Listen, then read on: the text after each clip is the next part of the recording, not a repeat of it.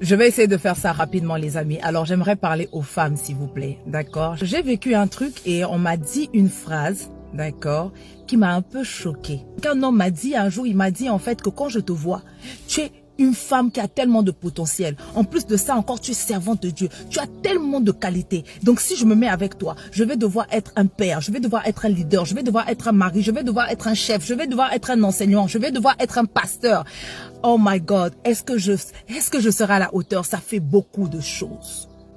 Et sur le coup, je me suis dit, oh mon Dieu, peut-être que je suis trop de choses et que je ne pourrais pas trouver un homme à la hauteur. Peut-être qu'il faudrait que j'arrête d'investir sur moi.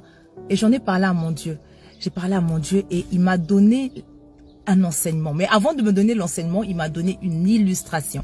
Donc, j'aimerais te donner l'illustration d'abord et ensuite, je te partage l'enseignement. D'accord? Écoute ça.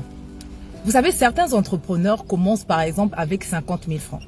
Au fur et à mesure que l'activité marche, au fur et à mesure qu'ils grandissent, ils investissent, d'accord, dans cette activité. Donc de 50 000 francs, ils peuvent passer par exemple à 1 500 000.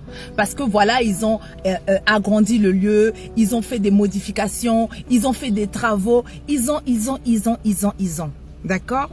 Du coup, il arrive à un moment donné que cet entrepreneur doit passer à l'échelle supérieure ou quitter le pays, peu importe. Et là maintenant, il doit faire quoi? Il doit revendre, d'accord, son établissement.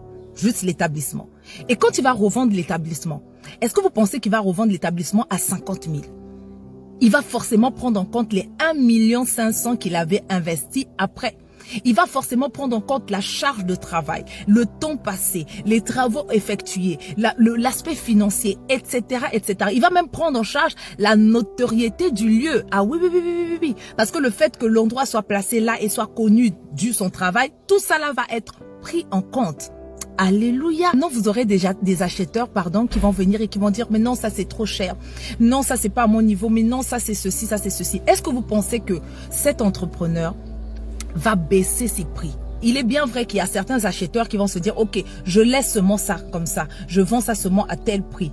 Mais c'est pas le prix initial. Et donc là, ils sont dans une attitude de se dire quoi? Je laisse tomber. Je vais me résigner à vendre ça à ce prix-là. D'accord? Comme je suis trop pressé, comme je suis dans l'urgence, c'est pas grave, je vends ça à ce prix-là. Mais l'investisseur, celui-là, l'entrepreneur qui tient bon, qui sait ce qu'il investit, qui connaît la qualité, comment dire, my God, qui connaît en fait la valeur, voilà, la valeur de son établissement, n'acceptera jamais de vendre ça à un moindre coût.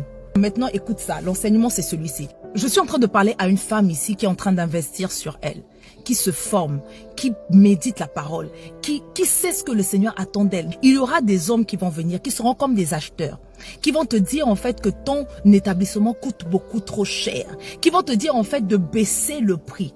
Une femme qui a investi en elle, une femme qui a investi sur elle, fera toujours peur à certains hommes, fera toujours peur à certains acheteurs. Donc, soit tu patientes et que tu te dis pas, tu te résignes pas, tu te dis pas en fait que bon, c'est pas grave, je vais seulement prendre n'importe quel homme, c'est pas grave. Ou bien tu patientes et tu attends l'homme à la hauteur. C'est l'acheteur qui n'est pas à la hauteur, ce n'est pas l'investisseur. C'est l'acheteur qui n'est pas à la hauteur. Donc ma chérie, à un moment donné, sache que tous les investissements que tu fais sur toi, la façon dont tu fais des formations, la façon dont tu médites la Bible, la façon dont tu entretiens ta relation avec Christ, c'est parce qu'il veut t'emmener quelque part. D'accord? Et tu n'es même pas encore arrivé. Tu vas encore investir sur toi. Maintenant, demande-toi en fait, si tu es prête à baisser les coûts pour certains acheteurs, ou bien tu vas patienter pour trouver l'acheteur à la hauteur de la valeur de l'investissement que tu es. Je me suis dit, Seigneur, peut-être il faut que j'arrête d'apprendre. Peut-être il faut que j'arrête d'étudier. Parce que plus j'étudie, plus je me rapproche de toi, plus tu fais de moi une grande dame. Plus tu me donnes des nouveaux standards. Il me dit non. Non. Tu as besoin d'investissement pour devenir la femme que tu dois devenir. Par moi, pour moi. Alors tu ne vas pas baisser tes standards parce que certains acheteurs, n'ont pas le pouvoir d'achat. C'est de ça qu'il s'agit. Soyez bénis.